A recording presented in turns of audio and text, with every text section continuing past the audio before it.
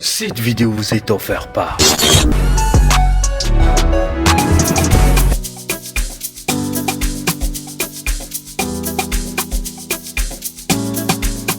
Salut la famille, j'espère que vous allez bien. Moi je vais super bien et c'est parti pour une nouvelle vidéo. Aujourd'hui je suis content, honoré, fier de recevoir un artiste très talentueux. Et ouais, my man Fuga Boy est dans le building. You already know, the niggas in the house. Yo, Fuga. Party. C'est comment? En forme frère. Merci beaucoup, merci d'avoir accepté notre invitation. Léger, c'est la famille. Ouais. Je pense que ça remonte en 2020 ou bien la dernière fois qu'on s'est vu. Ça fait Pas déjà... trop, mais c'est que ça fait au moins 2 ans et demi. Ouais. Surtout que tu restes pas tranquille, tu restes pas sur place et tout. Non. Je suis un pigeon voyageur en fait. Ouais, c'est clair. Du coup, il s'est passé beaucoup de choses dans ta carrière. On va parler de tout ça. J'aimerais bien qu'on fasse un focus sur toi, qu'on parle de ta vie. Déjà, ton enfance. Tu gardes quels souvenirs de ton enfance? Les événements qui ont marqué mon enfance Ouais. sont beaucoup. Mais les plus importants, voilà. Toujours, c'était la folie en fait. L'ambiance à la maison, c'était L'ambiance comment? à la maison, genre, je viens d'une famille, je ne vais pas dire, bon, assez aisée, il n'y a pas de problème, mais c'était les études qui étaient en avant. Donc, arrivé à un certain niveau, l'école m'a permis d'avoir beaucoup d'expérience, que ce soit côté musical, côté danse, tout ça là et tout. Donc moi, j'étais même déjà un mélomane à l'époque, j'étais petit, je kiffais déjà les rap, tout ça là, parce qu'il y avait tout dans l'école, c'était le collège protestant de Lomito quoi. Ah, je vois. Et il y avait tout le monde, c'était la ville quoi. Et Voilà. du coup, à quel moment tu t'es dit, tiens, il faut que je fasse du rap, il faut que je rentre en studio, il faut que je kick et tout? À quel moment tu as décidé de te lancer dans la musique en fait? Je le dis souvent. À l'époque, j'étais en 4e. Là, j'étais là, je ne kiffais pas trop les chansons et tout. C'était juste les dessins animés, les jeux vidéo et tout. Donc, c'était avant, j'ai un grand frère, lui qui aimait déjà la swag et tout ça, là, les chansons. Et après, bon, il m'a initié en fait 50 Cent. Go Shorty, It's Your Birthday. Donc, c'est à partir de là que je kiffais le rap américain et tout. Chaque fois on allait au cyber dans le temps là pour tirer les paroles, apprendre. C'était en anglais mais bon, on essayait d'apprendre. Parce que moi je dis souvent que si tu veux vraiment quelque chose, tu aimes quelque chose, tu te donnes à fond et tout. Donc ça a commencé par là, je bichais les paroles comme ça. Et après, on faisait des séances de freestyle et je mentais à mes gars parce qu'eux n'étaient pas trop compétents en anglais. Je faisais comme si c'était mon propre test. Et là où on disait 50 Cent, moi je mettais déjà mon nom là-bas. Il dit, ah, le gars là est très fort. Hein. Et après moi-même, je riais quoi. C'était trop facile pour moi. Donc c'est après, j'écrivais mes propres tests un peu. Il n'y avait pas de sens, hein. Ouais. Mais il y avait déjà le flow, les paroles en anglais et tout. C'est pourquoi même jusqu'à maintenant, j'arrive pas à faire du rap en français. Bon, pour le minage, j'ai su T'adapter. ouais, mais de base, quand on dit il y a un freestyle, en même temps c'est l'anglais qui vient. Voilà. Donc c'est après ça, ok, j'étais parti chez mes gars en studio, à la maison, on faisait le truc et tout. Mais bon, et avec des sons, les gens aimaient. À la KMS au collège protestant, je chantais, je prestais, et c'était bien quoi. Tout mélangé. Et après le collège protestant de Lomé, Ouais. tu as atterri à l'université de Lomé. C'est là même. Et c'est là où tu étais vraiment populaire, La tout le monde vraie parlait de jeunesse, toi. ouais. Ouais, raconte-nous un peu l'époque là. Bon, c'était là, il y avait mes gars du collège protestant, on était venus de partout. Tu sais, le campus c'est un carrefour hein, de tout le monde. Si tu as perdu un garde de vue, sûrement tu vas le retrouver au campus. Et voilà, et il y avait quelque part on l'appelait Atigomi. Ouais. C'est là où tout le monde se regroupait et tout. Ouais. Les slammers étaient avec la Get Ready Gang, Les Neuville. Neville, Capora Wisdom. Et en même temps, comme ça bougeait trop, il y avait les Mindfilms qui venaient. J'ai même ramené Morona. Bon, c'était l'ambiance de ouf quoi, à l'époque. Ouais, d'où l'événement qu'on a fait sur le terrain de basket. Je sais pas si tu te Ouais, tout rappelles ça, de là. Ouais, l'époque, je me là. rappelle bien. Section freestyle, où voilà. on Il y avait- je suis venu avec ma caméra et Tout tout à ça. fait. Ouais. Belle époque. Hein. Ouais, j'avais vu même la vidéo l'autre fois et je riais T'as parce que rigolé, ouais. j'étais très jeune. Et voilà, déjà le public me soutenait dans le temps. et tout. Bon, c'était le freestyle, c'était FSB, Fouga System Bunch. J'ai fait le freestyle, les gens ont bien kiffé et tout. Là, tu viens d'évoquer un nom, tu viens de parler de Prismo. Ouais. Dis-moi, à quel point Prismo t'a influencé? Prismo, depuis toujours, on a même fait le choré pour longtemps ensemble.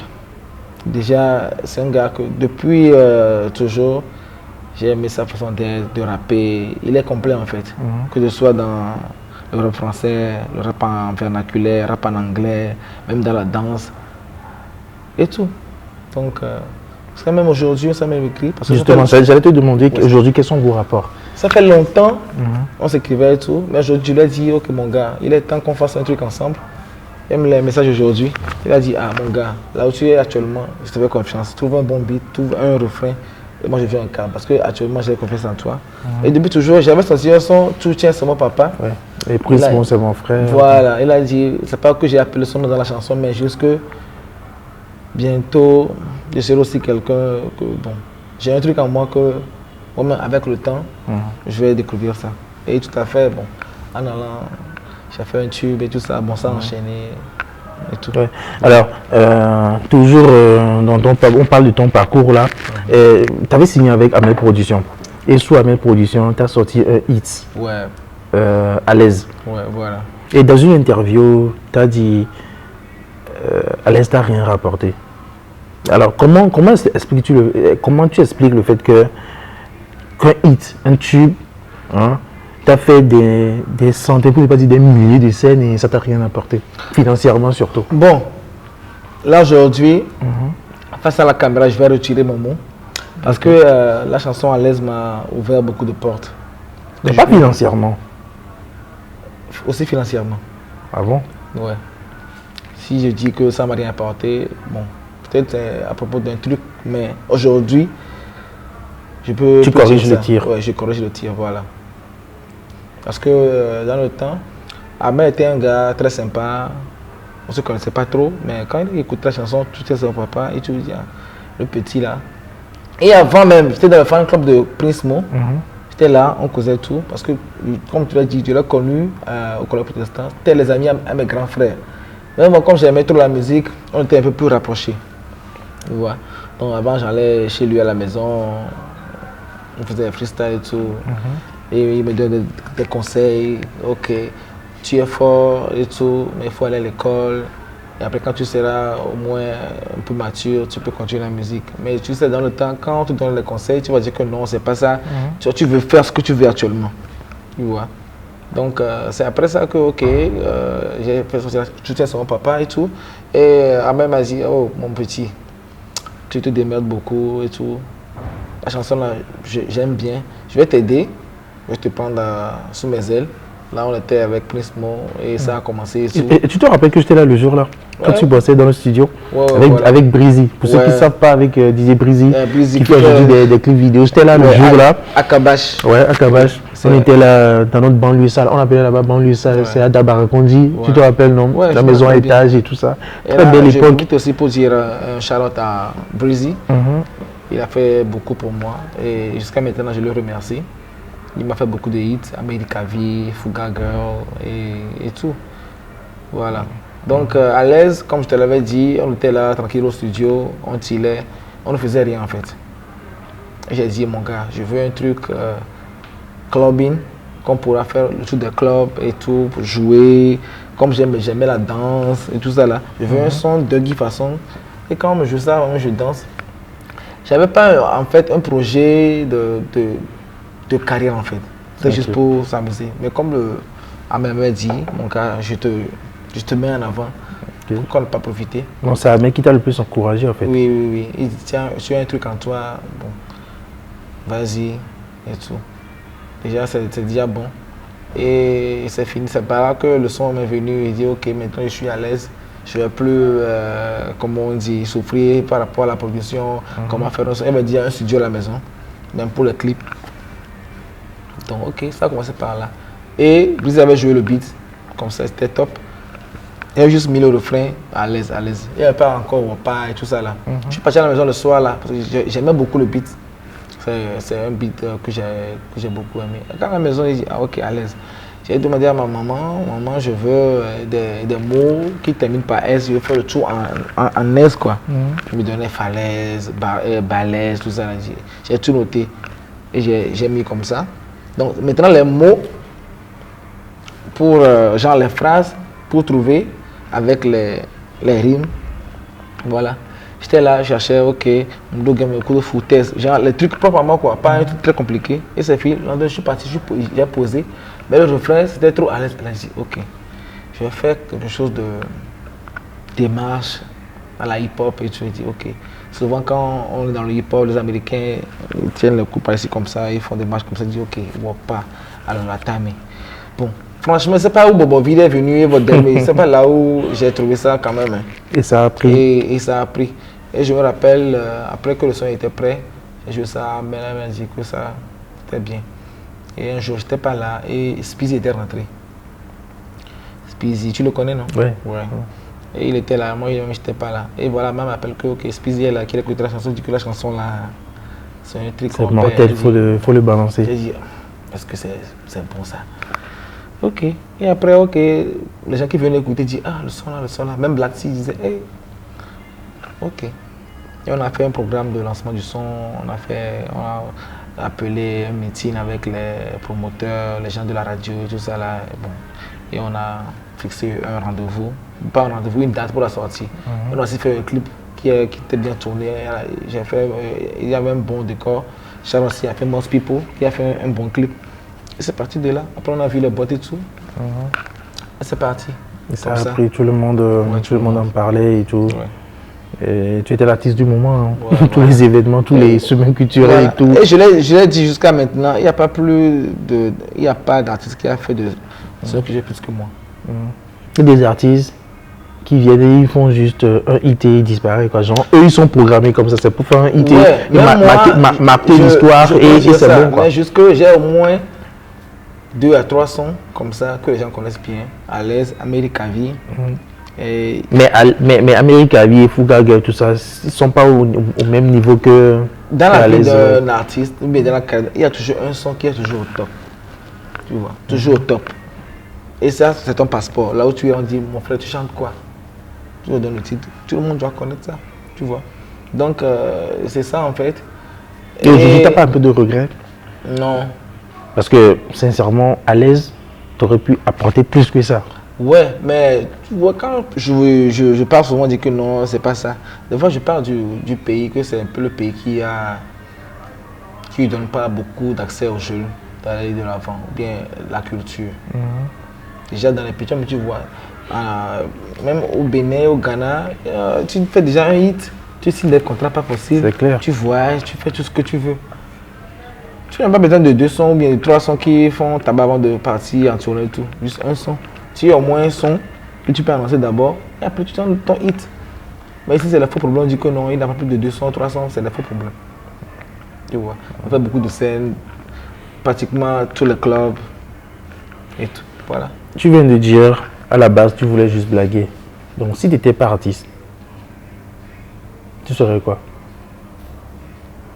Je serais comédien, je serais danseur, je serais sémateur de travail quelque part. J'ai aussi fréquenté, tu le sais. Mais jusque des fois, on appelle un truc la vocation. C'est ce que tu veux en fait. Il y a des gens, ils sont artistes de nature, mais aujourd'hui, par manque de moyens ou bien manque de soutien, ils sont dans dans un bureau quelque part, dans travail, mais ils ne sont pas contents. Ouais. Genre, quand tu aimes ce que tu fais et tu persistes, un jour, ça va payer. Et moi, je le dis, Dieu m'a donné beaucoup de talent. Tout ce que je touche, ça ne fait toujours pas payer. J'étais parti en Chine après à l'aise. Justement, ce qui me pousse à te poser cette question-là, parce que j'allais venir sur ça, l'épisode Chine. Ouais. Après l'épisode à l'aise, tu as sorti d'autres sons, puis Silence, et bim, on te retrouve en Chine. Ouais. Voilà, c'est quelle connexion? Raconte-moi un peu l'époque là. C'était après Display, j'ai même fait le clip. Quand je vais souvent au concert, je commence par America Vie, que les gens connaissent bien. Ouais. Tu vois, il y a même des vidéos, les gens connaissent bien. Et tout.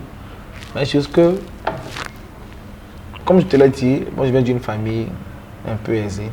Donc, mais j'aime pas trop j'aime chercher pour moi-même en fait. Tu vois. Donc après mon bac comme ça, bon, j'ai fait des études, campus, après c'est IAVC et tout ça là, mais bon. Elle dit, il est temps d'aller me chercher. La musique c'est bien beau, mais c'est pas ce que je veux. Ton diplôme, tu l'as décroché? Ouais. Tu vois. Mais jusque mes parents sont, tu vois comment dire, ils sont pas fermés. Ils sont pas coincés en fait. Voilà. Ouais. Au début, oui, mais après, ils ont vu que leur fils a un talent. Je suis parti en Chine pour me chercher là-bas aussi, parce qu'il y avait un boulot qu'on appelle là-bas le MC, le microphone controller, et ça payait bien. Il dit, ce qu'on fait, je vais aller me chercher aussi ailleurs pour voir. J'étais parti, j'ai pas fait beaucoup de temps, mais j'ai su aussi m'imposer là-bas. Il y avait les vidéos qui traînaient partout. Ouais. Et quand on a fait même les top MC de la Chine, mais j'étais même le 32e sur 100, mais je faisais juste un truc de 6 mois, 7 mois comme ça. Du coup, comment ça marche en fait? C'est-à-dire que tu débarques en Chine, tu vas dans un club, tu déposes ta candidature ou... Non, même pas dans le club. Tu es là, il y a l'application la WeChat, il y a les groupes de MC, on t'intègre. Il faut devoir au moins commencer par connaître les gens. Et là, ils vont te demander, bon, souvent il y a des annonces, que tel club dans telle ville cherche un MC, un noir, bien stylé, tout ça là, ok. Alors ils préfèrent les noirs, les MC qui sont blacks, les Africains ou... Les Africains, parce que l'Africain, nous avons une voix grave qui arrive à bien faire le MC, parce que tu dois contrôler les, comment on dit, les Chinois et tout, leur dire d'aller à gauche, à droite, sauter, crier, tout ça là. Les Chinois aussi le font, mais tu sais, comme un étranger, le MC vient même des États-Unis, les Lil Jon qui criaient, tout ça là, voilà. Donc tu envoies ta photo, tes vidéos que tu as déjà travaillé dans le club. Mais au début c'est difficile parce que déjà tu es là, tu n'as pas encore de vidéo. Mais on te demande la vidéo de prouver que tu es vraiment MC. Donc c'était un peu la difficulté de la Chine aussi. C'est l'aventure et je me rappelle bien. Et des fois je suis fier de moi parce que j'étais petit. Il y avait un manager chinois qui me demandait quand je travaillais où sont tes parents. Il dit, mes parents sont en Afrique. Il dit, tu es, je crois, ici, tout petit comme ça. Il dit, je suis là pour me chercher. Il dit, vraiment les Africains, vous êtes forts. Hein? Il dit, voilà. Et des fois, tu vas dans un club et tout. On te dit non, que tu n'as pas encore le niveau. Donc tu dois repartir dans ta ville. Moi, j'étais à Shanghai. Et à Shanghai, là-bas, la vie était chère. Tu vois. Et petit à petit, tu vas dans un club, on te chasse, 2 fois, 3 comme ça. Des fois, je revenais, je pleurais. Mais je ne peux jamais savoir. Je pleure dans ma chambre. Mais quand je sors, tout est bien. Je prends les belles photos et tout. Sûrement qu'à un moment donné, tu t'es dit, il faut que tu rentres quoi. Non, jamais. Je ne veux pas rentrer. Je suis là pour un truc et il faut toujours persister. Tu vois. Donc, un peu, j'ai commencé à voir les photos. Bien, quand tu vas dans un club et on te chasse, au moins il y a les vidéos. Et ce qui est bizarre, c'est que tu dois aussi connaître le chinois pour faire le MC en chinois. C'est dans d'autres villes, aucun ne parle anglais. Des fois même au téléphone, avant que tu ne viennes à l'interview, on te demande, mon gars, tu comprends chinois? Je peux quand même écrire, traduire, ça c'est bon. Mais des fois, ils veulent t'appeler pour être sûr que tu parles le chinois. Donc c'est de là que moi, j'ai pratiquement, déjà 4 mois, 6 mois, je parlais un peu le chinois. Jusqu'à 1 an. Voilà, j'avais déjà tout maîtrisé, comment faire les trucs là. Donc, le club qui m'a chassé la première fois, ça faisait au moins 1 an comme ça. Là où j'étais maintenant à fond là-dedans. Ils m'ont encore appelé de revenir. Et je leur ai demandé si tu te souviens de moi maintenant. Ils disent que non. Ils m'ont envoyé la photo quand j'étais venu la première fois. Je leur ai dit, maintenant, tout a changé. Vous aimez mon travail, vous allez me payer au moins 4 fois. Ils ont dit de venir. Mais je n'étais pas allé parce que j'avais un contrat quelque part. Un contrat plus juteux. Ouais, voilà. Je ne peux pas. Parce que dans le temps là, c'était bien quoi, tu vois. Et tu allais à la normale avant que, bon, comme je l'avais dit que ma maman était fils à maman, maman m'a dit, mon fils ça fait 2 ans, je reviens, on te voit un peu et tu repars. Et j'avais tout planifié, je suis revenu. 1 mois, 2 mois, Corona est sorti.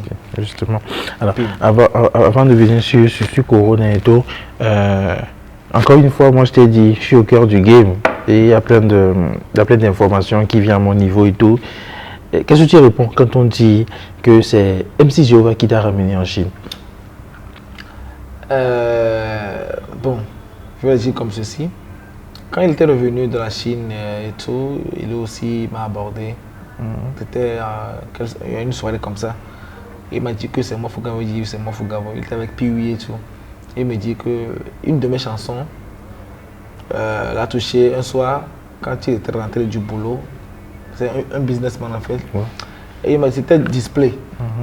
Il m'a dit que Tchale, Benaleke, ma affaire au Benaeleima. Que le soir il était là, que la journée était naze et tout. Et il était débordé. Il était revenu à son PC. Il était sur YouTube, il a vu display. Et déjà, les deux phrases là, on dit ah, je dois me ressaisir. Que c'est pas la fin du monde. C'est le business. Des fois tu gagnes, des fois tu perds. Et que quand il sera nommé, il va tout faire pour raconter ce gars-là. C'est bon, il m'a raconté tout ça le jour. Moi, j'étais étonné. Voilà. Et il m'a même dit que le clip là, si je le veux, il peut me le faire. Que c'est juste un cadeau ou bien un soutien. Et effectivement, il me l'a fait. Et après, c'est comme ça, on était toujours ensemble. On parlait des projets. Il m'a dit que si je veux venir en Chine, il peut m'aider. Pas m'aider financièrement, parce que j'ai tout fait moi-même. Ouais.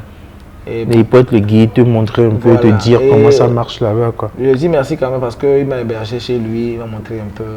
Mais il était venu me prendre à l'aéroport. Parce que tu savais, j'étais parti en Chine la première fois, j'avais fait 2 mois et j'étais revenu. Oui. Il était reparti encore. C'est après que j'ai fait au moins 2 ans. Et voilà, il m'a montré un peu les tuyaux. Je me suis envolé de mes propres ailes quoi, après. Je n'étais pas trop grand, mais j'étais mûr de. Voilà. Et selon les rumeurs aujourd'hui, à ce qui paraît, c'est plus trop ça entre vous? Non. Parce que j'ai appris qu'il y a eu des histoires entre vous, des embrouilles aujourd'hui. Des embrouilles. Pas trop d'embrouilles, mais juste que moi je le considérais trop comme un grand frère. Jusqu'il a fait il a posé des actes que tu n'as pas aimé. Envers moi. Et ça m'a beaucoup suivi en Chine là-bas. Moi seul, c'est ce qui m'est arrivé là-bas. C'est quoi le problème? Aujourd'hui, tu peux t'exprimer? Je ne vais pas dire ça ici parce que... C'est assez grave. C'est un peu grave parce que faire ça à son propre frère, c'est pas du tout bien. Parce que moi, je le considérais beaucoup. On a tout traîné ensemble, on a fait des trucs ensemble, même des chansons, des vidéos. On était même ensemble, je me rappelle, quand on était à Lomé, on était à Dito Gomé, dans l'appartement où tout passait, tu vois. Non? Ouais. Donc, j'ai juste zappé. J'ai dit, ok. Dans la vie, il y a des gens qui viendront. Certains vont t'aider, ils vont disparaître. Certains, ils vont te donner juste une leçon et tout. Donc, bon, je ne regrette rien, mais juste que je ne peux plus continuer avec une telle personne. Voilà. Si on appelle mon nom quelque part maintenant, je ne peux jamais écouter des faux trucs. Non. Moi, je suis comme ça. J'ai eu une bonne éducation. Et quand c'est non, c'est non, c'est oui, c'est oui. Je le remercie quand même pour ce qu'il a fait pour moi et tout. Ça, c'est la vie en fait. Donc, la vie continue. Ok. Voilà. Alors, tu parlais de Corona. Tu es rentré, il y a eu des histoires de Corona. Ouais, tu as tourné un peu en ville et hop, tu es encore parti. Ouais. J'ai l'impression que tu n'aimes pas rester à Lomé en fait. Si je le dis, je dis que non, que je ne suis pas patriote, mais c'est pas ça en fait. Comme on le dit en vernaculaire, dès que bon, la vie vient à son niveau, pour l'année. Je suis fier de moi. J'ai beaucoup de talent. Mais ici, je pense que je peux, comment on dit, profiter de mon talent. Je sais faire beaucoup de choses. Donc tu te sens coincé quand tu es à Lomé? Ouais, j'arrive pas à faire mes activités et tout. Tu vois. Donc j'aime pas trop rester. J'aime plutôt aller me chercher, revenir un peu. Déjà quand tu sors du pays, tu as l'esprit un peu ouvert. Et beaucoup de gens ici n'arrivent pas à faire du business parce qu'ils sont coincés. Tu es né ici, tu as grandi ici, tu peux rien savoir. Mais il faut aller de l'extérieur pour voir de loin ce que tu peux faire. C'est comme si tu joues au ballon. Tu ne sais pas ce que tu fais. Mais quand tu es, comme on dit dans les loges et tout, tu vois, oh Tchale, Pobola il est que, Aura de la mer il est que, c'est plus facile quoi. Tu vois. Donc après la Chine, tu débarques tes valises à Istanbul. À Istanbul. C'était quoi la connexion? Je sais pas, c'est juste l'aventure. C'est-à-dire que tu te lèves, tu te dis ok, là il faut que je descends, il faut que je bouge. J'ai aussi essayé d'aller en Europe et tout, mais ça n'a pas marché. Mais je ne peux pas attendre. Gamemoulou quoi. Ouais, Gamemoulou. Partout, c'est bien. Jusque si tu es le Congolo, tu peux réussir partout.